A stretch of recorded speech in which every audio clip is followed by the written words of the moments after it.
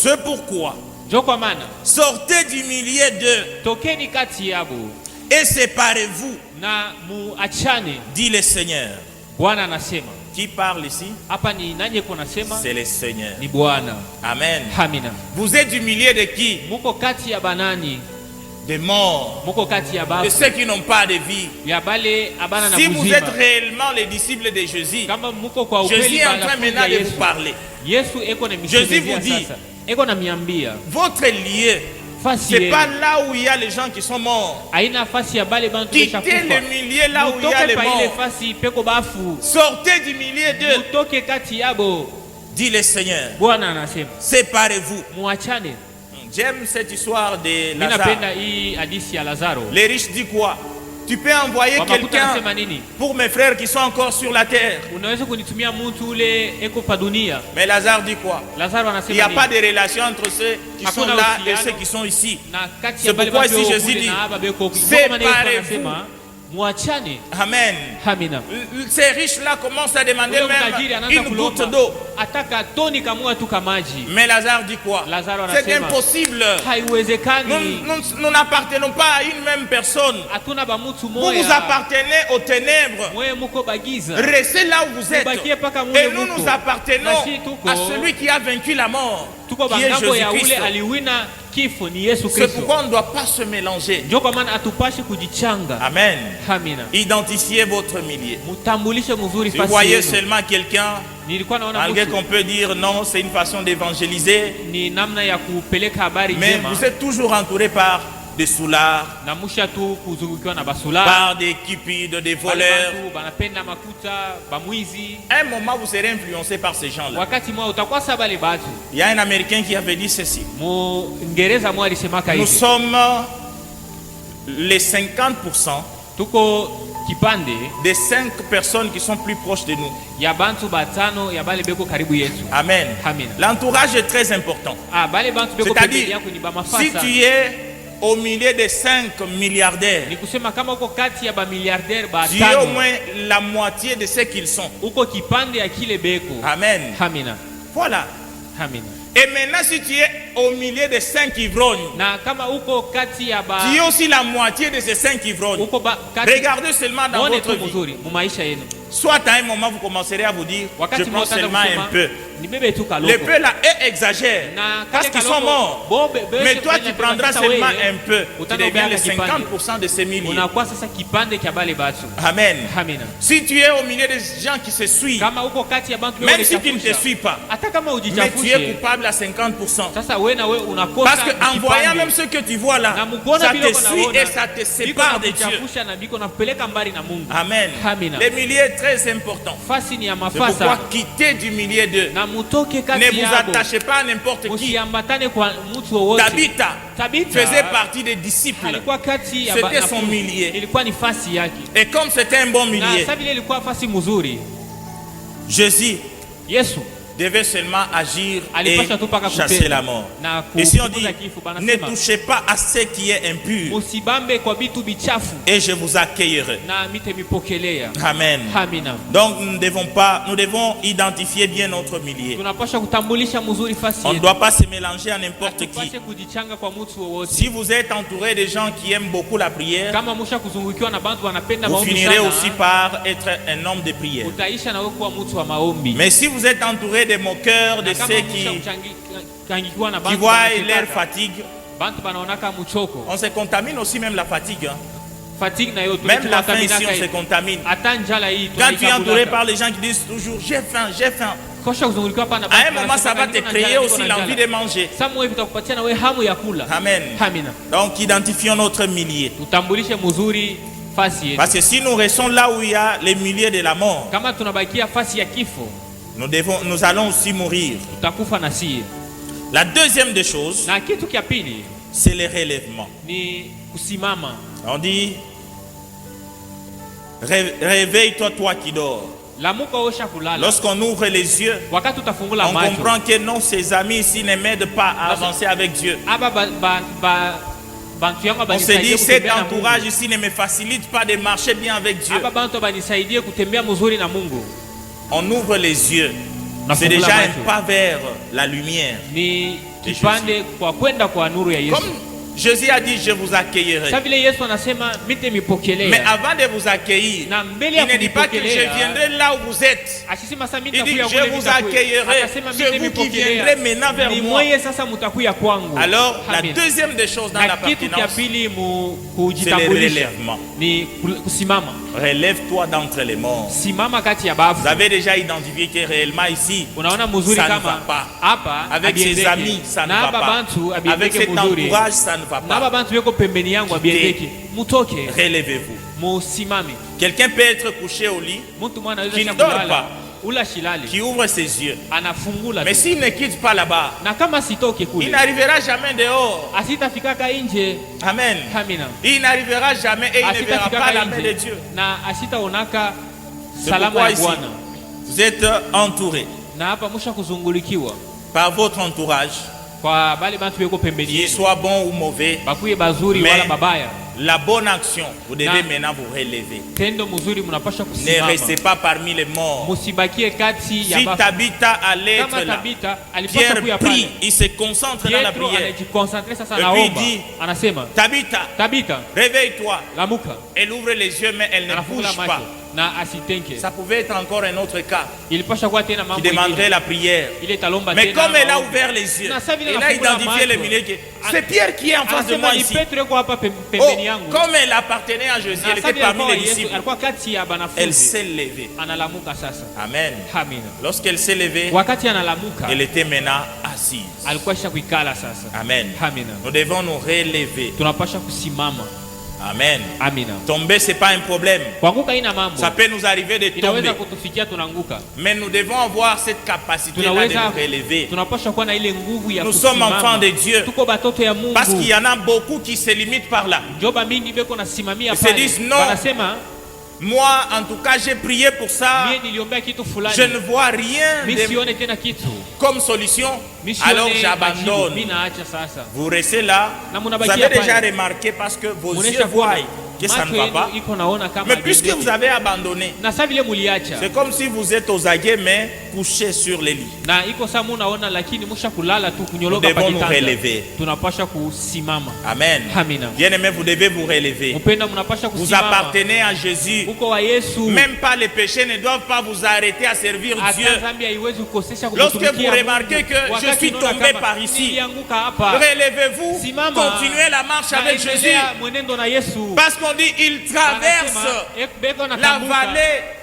Ça peut arriver, comme le milieu est rempli de ténèbres. Ça peut arriver de broncher d'une manière ou d'une autre.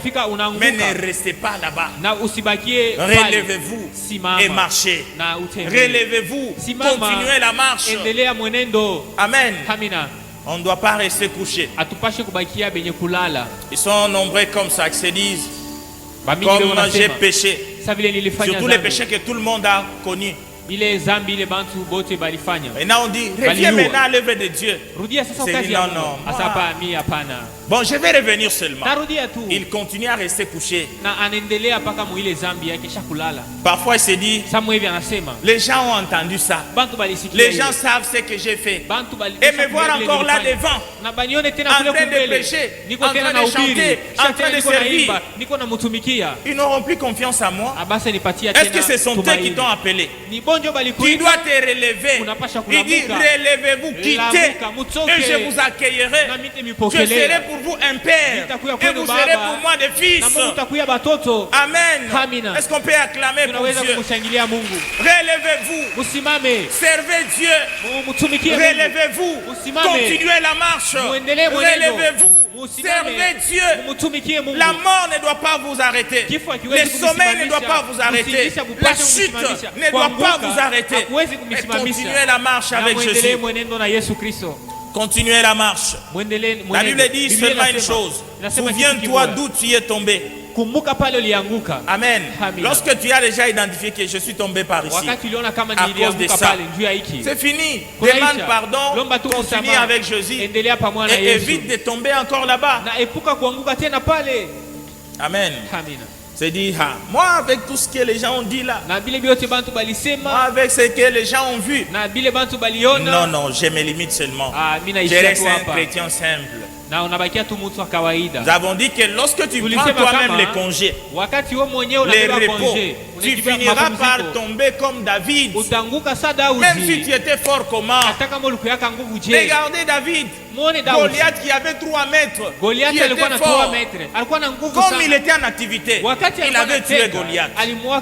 Mais une femme, comme David était dans le repos, il s'est donné un congé. Il est tombé facilement. Amen. Les conséquences du repos. Souvent, on trouve ça, des cas comme ça à l'évangélisation. On demande qu'est-ce qui se passe. Tu fais quoi à l'église? Je ne fais rien. Oh, j'ai chanté. J'étais protocole. J'ai évangélisé. Même maintenant, qu'est-ce que tu fais? Oh, je suis resté seulement un chrétien simple. Le repos là est très dangereux. Amen. Le repos est très dangereux. Relevez-vous. Continuez la marche. Retenez seulement des leçons de ce qui vous avez fait échouer ou tomber. Et continuez la marche. La troisième des choses, c'est la part de Jésus. Jésus dit quoi? Lorsque vous quittez du milieu d'eux, vous vous relevez d'entre les morts. Je vous accueillerai. Christ va venir maintenant vous apporter la lumière. Amen. Il vient maintenant éclairer. Et là où vous étiez, la mort n'aura plus de pouvoir. Amen. Devons-nous appartenir d'abord à Jésus, identifier les milieux où nous sommes. Si les milieux ne nous permettent pas de bien s'attacher à Jésus, nous quittons les milieux. Amen. Mais si les milieux nous permettent, continuons, restons parmi les disciples. La mort n'aura pas de pouvoir sur nous. La mort spirituelle est très dangereuse. En semaine, on a dit, Adam était mort spirituellement. Mais il continuait à vivre. Et comme il était déjà mort spirituellement, même dans la chair, il a fini par mourir aussi. Amen. Devons nous relever. La part de Christ est de nous éclairer. C'est la troisième des choses. Comment Christ nous éclaire? Christ nous éclaire par 3 choses. Christ nous éclaire par sa parole. Il nous éclaire encore par des révélations. Amen. La troisième des choses, Christ nous éclaire par des conseils. La Bible nous dit ceci. Ta parole est une lampe à mes pieds. Amen. Voyez l'avantage maintenant de lorsqu'on appartient à Jésus. Lorsqu'on a pris la décision de se réveiller, de se lever, de s'attacher à Jésus, il te donne maintenant sa parole, ça devient une lampe à vos pieds. Dans cette vallée de l'ombre et de la mort, là où il y avait les ténèbres qui dominaient, toi tu marches maintenant avec une lumière sur tes pieds. Amen. Par la parole de Jésus, il va te dire ça tu peux faire, ça ne le fais pas. Et aussi là où tu ne sais pas quoi faire, les révélations aussi viennent. Amen. On peut être là en train de prier. Ça nous arrive souvent. On dit, voilà ce que Dieu a révélé sur toi. Le monde des ténèbres a planifié ceci dans les temps à venir. Fais attention. Un jour on était en train de prier. On dit, regardez, maintenant là, sur la route, les sorciers ont jeté des choses sur la route qui vous attendaient vous. Lorsque vous allez passer par là, ça vous attrape et c'est la mort. Mais parce que nous sommes éclairés par des révélations de Jésus, ça nous fait éviter ça. Amen. Et la mort n'a pas de pouvoir. On entre encore en prière, on brise, on anéantit. Et on passe là-bas, les sorciers se disent, arbitre tape, il est passé ici. Mais comment ça n'a pas d'effet? Pourquoi? Parce que nous sommes révélés. Amen. Est-ce qu'on peut acclamer pour Dieu? La révélation. La révélation. Des révélations par des songes, des visions, Vous êtes en prière, vous voyez des visions, vous voyez quelque chose que Dieu révèle. Dieu nous fait échapper maintenant de la mort. C'est lui maintenant qui nous conduit. Et là on peut dire maintenant comme David, il dit, même quand je marche dans la vallée de l'ombre de la mort, je ne crains aucun mal. Amen. Je ne crains aucun mal. Rien ne peut me faire peur. La parole de Dieu m'éclaire sur mes pieds. Et là où je ne vois pas clairement, à distance là où je ne vois pas, parce que la lumière n'arrive pas, Dieu vient me prévenir. Il me révèle. Amen. Il me dit non, attention, à 500 mètres, il y a une courbure. Là-bas, il y a une barrière. Par des révélations. Et c'est comme ça que le monde des ténèbres parfois s'étonne. Comment il n'arrive pas à nous tuer, à nous abattre. Parce que nous appartenons à Jésus. Nous avons la parole en nous. Nous avons des révélations. Là où ce n'était pas écrit dans la Bible, Dieu nous révèle vos plans maléfiques. Et nous sommes victorieux. Et Dieu nous conseille. Et parfois les conseils peuvent venir des hommes qui sont avec nous. Amen. Des conseils. Il vient et nous conseille. Dieu peut vous placer même à côté de quelqu'un pour seulement commencer à vous aider par des conseils. Il ne voit pas de vision, il ne prophétise pas, parfois même la parole, il ne maîtrise pas bien la parole de Dieu. Mais il est seulement là à vos côtés pour vous aider avec des conseils. Il vous montre ce qu'il faut faire et ce qu'il ne faut pas faire. Et tu vas révéler la lumière même là où il y a la mort. Amen. Et la deuxième chose, on va terminer par là. À part l'appartenance, dans l'appartenance nous avons dit qu'il faut identifier les milieux. Il faut se relever et être éclairé par Christ et sa part. On est éclairé par la parole, par des révélations et des conseils. Maintenant, la deuxième des choses, si nous voulons révéler la lumière, c'est les milieux.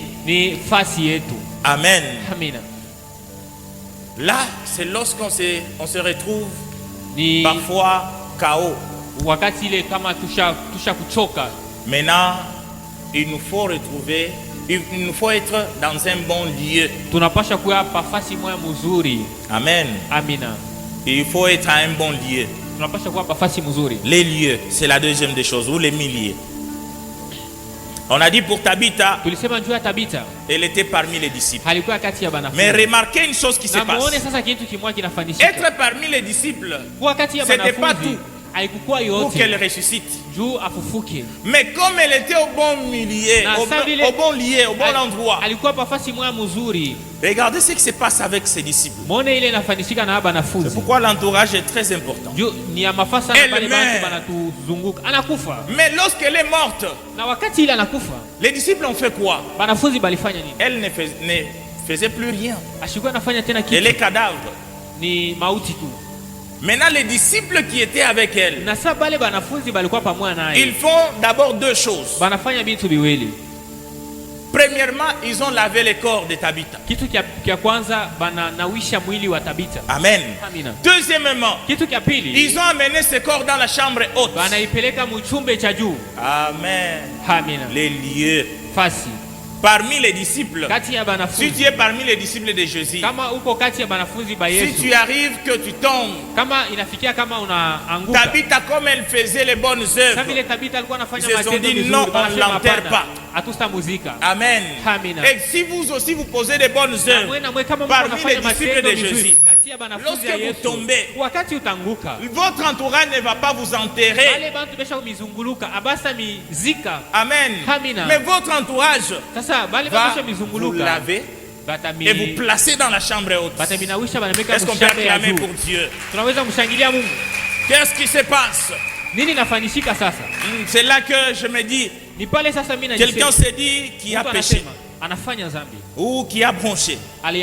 Ce sont les erreurs, ça peut nous arriver. Nous avons dit que nous sommes dans une marche. Et dans cette marche, tu trébuches, tu tombes. Si tu es mal entouré, par ceux qui ne sont pas réellement les disciples de Jésus, on va t'enterrer, on creuse la tombe pour toi. On savait tout ce qu'il fait là. On savait qu'il n'irait pas loin. Il était orgueilleux d'ailleurs. On ne voulait pas le dire. Voilà, on le savait. Et on t'enterre. C'est fini pour toi. Mais si tu es parmi les bons disciples de Jésus, tu tombes, on va te laver, on va te justifier. On se dit, concentrons-nous d'abord sur ce qu'il faisait de bien. Et le mal là, on met d'abord de côté. Amen. C'est ce qui se passe. On regarde à ce que tu faisais de bien. Et on oublie facilement les mal. On commence maintenant à t'aider à te relever. Amen. C'est pourquoi ne soyez pas amis de n'importe qui, même à l'église. Vous pouvez être un ami avec un autre ami. Lorsque vous tombez, il vous aide à creuser votre tombe. Il vous dit, ah mon cher, arrête ça. Reste. Il se croit et quoi? Qu'est-ce qu'ils pensent ces gens-là? D'ailleurs, tu as raison. Tu as raison. Ils sont à côté. Parce que je connais ville. Et par conséquent, on t'enterre. Au lieu de te relever, que tu continues encore, tu es enterré. Par qui? Par ton entourage. Amen. Alors, on a lavé Tabitha. Pourquoi? Parce qu'ils se sont rappelés de ses bonnes œuvres. On la lave. On la place dans la chambre haute. C'est-à-dire les bonnes œuvres que vous posez, vos bonnes actions que vous posez, surtout si vous les faites dans le Seigneur. Bien aimé, lorsque vous allez chuter, même Dieu, il va se dire, tu pries seulement et te dit, bon, je te pardonne. Amen. N'est-ce pas, on dit, si quelqu'un amène une âme à Dieu, à Christ, la multitude de ses péchés sont pardonnés. C'est-à-dire, à cause de cette bonne œuvre-là que tu as fait. Ça fait que même Dieu se concentre sur ce qui est bien et oublie les mal. Amen. Est-ce qu'on peut acclamer pour Dieu? Les bonnes œuvres. Il faut être au bon milieu. On l'amène où? Dans la chambre haute. C'est ici où l'entourage parfois, on peut t'amener. Lorsque tu tombes, soit on peut t'amener dans la chambre haute pour que tu sois restauré et que tu reviennes sur les champs. Continue avec l'œuvre. Soit si tu es parmi les mauvais disciples, on va te laver, on te parfume, mais on t'amène à la morgue, dans la chambre froide. Amen. Ici, soit c'est la chambre haute ou la chambre froide. Et quand on te lave là, on te parfume, on t'amène dans la chambre froide, congelé totalement. Chez toi, il n'y aura pas de mouvement. Tu n'auras plus de force de te relever et de continuer la marche. Mais tu seras là enterré après t'être refroidi. L'entourage se dit, il est devenu très froid. Bon, allons l'enterrer maintenant. C'est là que Jésus dit ceci: laissez les morts enterrer leurs morts. Les morts sont en train de s'enterrer entre eux. Ils ne s'entraident jamais à se relever. Mais ce qu'ils ont seulement à faire, c'est de faciliter l'enterrement des autres morts. Mais si tu es parmi les disciples de Jésus, ceux qui ont la vie en eux, on va t'amener dans la chambre haute. Dans la chambre haute, c'est là où le Saint-Esprit est descendu. Dans la chambre haute, c'est là où la puissance de l'Esprit l'esprit est descendu et les dons s'exercent. Après un moment de prière, la Bible dit, quand le Saint-Esprit est venu, c'était comme un vent impétueux. Et il parlait les langues de feu. C'est-à-dire là, il n'y a pas de froideur. Il n'y a pas de froid là-bas. Parmi les disciples, il y a un vent de chaleur qui entre. Même si tu étais froid, on va léser à l'église. Mais si tu es entouré par les gens de la chambre haute, ils vont t'amener. Ils te disent, oui, malgré tout ce qu'on t'a fait, tu as raison. Malgré tout ce que tu as fait, tu n'as pas raison. Mais entre dans la chambre haute. Parce que nous avons besoin de toi encore. Tu dois continuer. Tu dois achever cette œuvre. Mais là, dans la chambre haute, tu vas te rajeunir. Tu vas te restaurer. Les mouvements que tu avais perdus, les sommets que tu avais, va partir. On n'a pas dit que dans la chambre haute, il y avait les gens qui dormaient, mais ils persévéraient dans la prière. C'est pourquoi quand tu tombes, ou lorsque tu as un problème qui te fait manquer même la force de prier, c'est mieux de venir dans la maison de Dieu. Amen. Parce que David dit quoi? C'est mieux de tomber entre les mains de Dieu que de tomber entre les mains de l'ennemi. Tu peux venir malgré tes fautes, tu viens d'abord dans la maison de Dieu. Tu cherches la face de Dieu. Dieu va te laver et il va te restaurer. Tu montes dans la chambre haute. Et lorsque tu vas quitter là-bas, comme il y a la vie, tu vas monter. C'est ce que la Bible dit. Voici mon serviteur prospérera. Il s'élèvera. Il montera bien plus haut. La chambre est haute. Vous êtes dans quel lieu?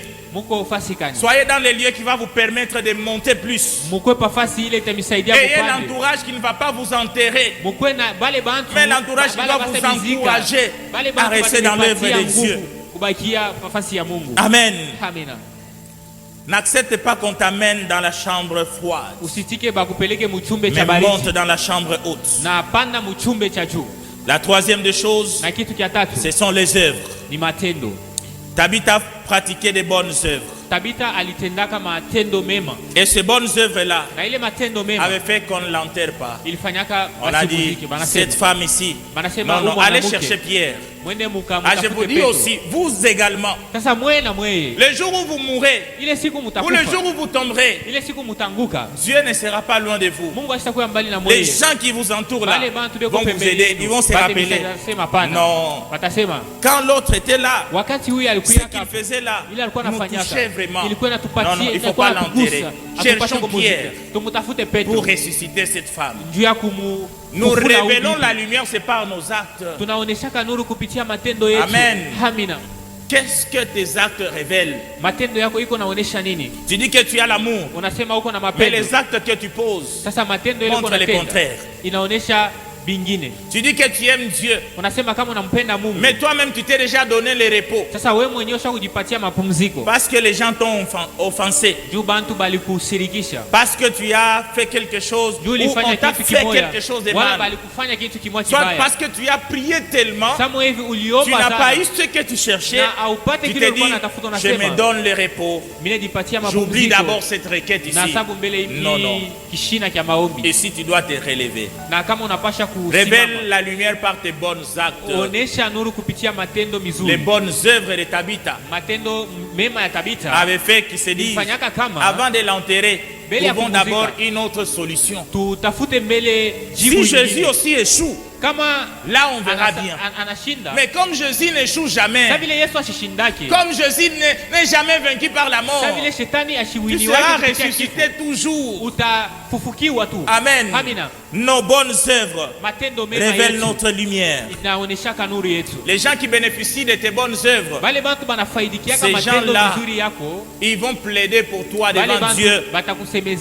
Ils te diront, malgré que tu es devenu faible en prière, malgré que tu ne fais plus comme tu faisais avant, tu le faisais bien, mais tu as pris des reculs, ceux qui bénéficiaient de ces œuvres-là vont te dire, ma soeur, mon frère, Relève-toi. Simama. Relève-toi. Simama. Continue la marche. Relève-toi. Révèle la lumière. Ne t'enterre pas. Ne laisse pas la mort t'entourer. Mais révèle la gloire de Dieu. Est-ce qu'on peut acclamer pour Dieu? On acclame pour Dieu. Que Dieu bénisse.